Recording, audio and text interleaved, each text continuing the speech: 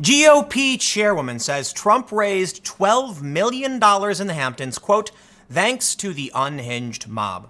So what we're going to talk about here is a bit about how when you target the president, no, it's not even that. There's something called the Streisand effect. Look, when it comes to what Joaquin Castro did, publishing Trump's donors, it incensed Trump's base. It triggers people to go and take action. You are fanning the flames. So here we have the first story. GOP chairwoman says Trump raises $12 million. I have another story I want to go over. Why target Tucker Carlson? It's part of the left's war on the right, they say. But let's read this first story. And I want to talk about how it's just so obvious because things like this happen so often that people think they're going to go after Trump or Carlson and it's going to hurt them in the long run. Now, Carlson has lost sponsors in the past, but it's just making him more notable and more valuable to Fox News. Okay, when you target people in this way and do these activist routines, it might work on some people, but this is a different game that people don't seem to realize. Let's read. The Hill reports, Republican National Committee Chairwoman Ronna McDaniel says President Trump on Friday raised $12 million, and they were projecting $2 million, I believe. Or I'm sorry, they were projecting $10 million at a high dollar fundraiser in the Hamptons. The president attended 2 fundraisers on Friday afternoon before heading to his New Jersey golf club for a week-long vacation. Reports had suggested the fundraisers would yield $10 million for Trump's re-election effort. One of the fundraisers was hosted by Stephen Ross, the owner of the Miami Dolphins and the chairman of the related companies, which owns a majority stake in SoulCycle and Equinox. Quote, thanks to the unhinged mob on the left, real Donald Trump raised $12 million today, $2 million more than originally expected. High-profile clients of SoulCycle and Equinox, including stars such as Chrissy Teigen and comedian Billy Eichner, have called for boycotts of the fitness facilities. And look, I'll make this point too. A lot of people think what's happening right now is silly. It's a game. It's not going to get bad. But this is how it starts, okay? We're hearing now that a business donated to Trump, therefore a bunch of people are calling for boycotts and severing from that service. Regular people and Trump supporters will keep using it. The left will go off and make their own, maybe, or they won't use it, and that's going to increasingly divide the country even worse. Let's read on. Earlier Friday, Trump dismissed the backlash against Ross and suggested the businessman could even benefit from the outcry. I think it just makes Steve much hotter, Trump said. He'll figure that out in about a week, but he's very happy. And that's how I segue into the Carlson thing. Let's read on. Ross said in a statement earlier this week that he disagrees with the president on many issues and agrees with him on others. Quote, I have been and will continue to be an outspoken champion of racial equality, inclusion, diversity, public education, and environmental sustainability, and I have and will continue to support leaders on both sides of the aisle to address these challenges. And the narrative, in the end, is that the outrage helped Trump raise money. Trump then says that he's going to be way better off because of it. And that brings me to the next story. There's 2 things to take away here. They say, why target Tucker Carlson? Well, let me ask you, how many right-wing individuals are trying to get left-wing hosts fired? No, right-wing hosts make fun of Rachel Maddow and Don Lemon, but they're not constantly targeting the advertisers. No, that's the left. It is the left consistently targeting the right. But I will stress this. Trump made more money. We can see that. As for Tucker Carlson, this is difficult. He's lost a ton of advertisers, but I'll tell you what I think. Tucker Carlson is probably he's probably the most notable host on Fox News because of the constant attacks against him.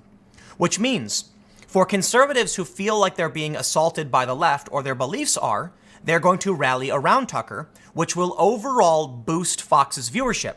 They may lose money on that one show in particular, but they are now hosting one of the primary proponents on the right, or I don't know, belligerents, whatever the word is you want to say. Like, I don't want to say combatant, but like primary figures of the right. Let me rephrase. By constantly targeting Tucker, they are making sure he is one of the most notable figures on the right, which means if Fox wants to cater to that audience, the left is doing him a favor. They are saying this man is what we don't like and are afraid of, and then conservatives rally around Tucker, and Fox goes, great. They're increasing the profile and support for one of our hosts, which is great for the network. Might lose some money on his show specifically, so long as the MyPillow guy and that gold company keep advertising, well, I think he's okay. But think about the peripheral effect. Carlson may lose money, but the rest of the network will do well because conservatives are going to rally behind it. Let's read the story, though. Let's see what they have to say. Before we get started on this, head over to timcast.com/donate if you'd like to support my work. There are multiple ways you can contribute. More importantly, share this video, subscribe, and I'll stress one more thing too. This is actually my second channel. These stories are kind of the runoff, and they're not the big main stories. If you want to see more, a lot of people don't know, I have 3 channels. Go to youtube.com/timcast, which is a different channel, and subscribe there. That's the main channel. A lot of people apparently didn't realize that, so I'm clarifying now, but let's read. They say, the events in Dayton, Ohio have rightly shocked the nation. In our understandable collective furor over the senseless loss of life, all the old political divides are being revisited, now in a climate of often frightening blame, anger, and distrust. From gun control to the role of extremist ideologies to mental health to responsibilities of political leaders not to inflame tensions. Such re-examination is fine and a good thing. But what is not is a different sort of outrage. One that leverages the deaths of innocents to destroy the reputations and careers of others. It was to be expected that the progressive media and political activists would go after Trump and his effort to secure the borders by blaming him directly for El Paso, while not extending such flawed logic to other events in Dayton and previously in Washington, D.C. Both shooters explicitly claimed fervent support for left-wing causes, and particular progressive candidates such as Bernie Sanders and Elizabeth Warren. No one knows exactly all the factors that trigger the unhinged to shoot the innocent, and in that void of knowledge, it makes no sense either to level charges that will lead to more violence or to damn as culpable those who have not called for violence. They go on and talk about Joaquin Castro, but they make a good point, and it's kind of an obvious point. When the Scalise shooting happened, Dayton happened, we don't see the left outraged and calling for, the same things. Like after the Scalise shooting, they said, oh, it was one crazy guy, don't do it. And it's just a silly game.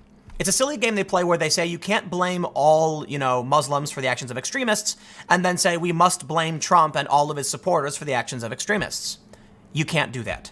It doesn't matter what the ideology is. You can be religious, you can be Christian, Jewish, Muslim, and you are not at fault for the extremists. You can be left and you can be right, and you're not at fault for the extremists. Let's stop playing favorites, but as they point out, notably, it makes sense.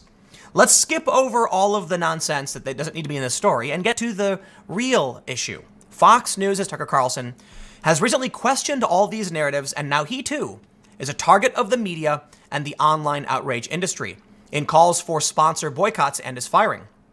His sin? Carlson, over the past few months and especially the past few days, has voiced some inconvenient truths that earn outrage but not refutation. 1. While white supremacy ideology always must be monitored and can trigger the unhinged, as the El Paso shows us, it is no longer a ubiquitous movement as it once was in the 20th century. And that's a fact. I don't need to read his point, but the point is simple. We know that they're a tiny fringe faction. They're extremely dangerous. Tucker Carlson made his point poorly, in my opinion, but he's not wrong. This idea of like Klansmen running around and doing all these things, it's just not reality. Okay? There are crazy people, but they're dwindling. Let's read on. They say, 2. Carlson emphasized that in comparison to America's real existential challenges, homelessness, drug epidemics, the threat of Chinese mercantilism, keeping a vibrant economy going, white supremacy simply does not register with the general public as a major threat. Certainly in terms of annual fatal shootings, the staggering death tolls in Chicago and Baltimore suggest a national crisis that is ignored for largely political reasons. And that's something I brought up earlier in the day. I'm from Chicago. We know they ignore Chicago. And then when you bring up Chicago, they say, oh, you're just being racist now. And it's like, oh my God, dude, I grew up in this town. Call out both of it. I don't care. Just stop ignoring one over the other. That's why I just don't believe them. They say 3, Carlson argued that the U.S., while not perfect, is a good nation of good people who daily go about their business judging others by the content of their character, not the color of their skin. And he's right. 4, and most controversially, Carlson repeatedly has cited political opportunism as the fuel that powers these untruths. He has been unapologetic that those who falsely charge that white supremacy defines America past and present have clear agendas. Without such venomous charges, they cannot win popular support. Quote, they promise some Americans reparations. They denounce others for the color of their skin. They call it privilege. The entire country, they'll tell you, is fundamentally racist and therefore evil. And that's why Tucker Carlson is right. While I certainly think Carlson can be mean and can be bombastic, his overall point, I believe, is apt. I wouldn't call it a hoax. I think he was wrong to do that. I think he made his point wrong. And I don't want to dwell on this issue, but I'll say it. White supremacy is a serious problem. I know firsthand. It is a very serious problem. But most Americans don't care. Most Americans are concerned about gun violence for sure, but they're more concerned about the economy and healthcare, things that affect them on a day-to-day basis. And these narratives are just, it's media exaggeration for opportunity, both political and business opportunity. In the end, the point I wanted to make with these two stories was that I believe these kind of issues are going to be a great benefit to Tucker Carlson, to Fox News, and to Donald Trump. As we saw in the first story I highlighted, Trump made more money because of the fake outrage. If they ever canceled Tucker Carlson, which they wouldn't, it would be huge, because Carlson is quickly becoming one of the most prominent figures on the right in the culture war because of his willingness to challenge that, and because the left keeps targeting him. His support will not go away, and I'd be willing to bet if Fox News said pay monthly for Tucker to keep him on the air, he'd be making way more than he's making off ads. I'll leave it there. Stick around. I got one more segment coming up for you in a few moments, and I will see you shortly.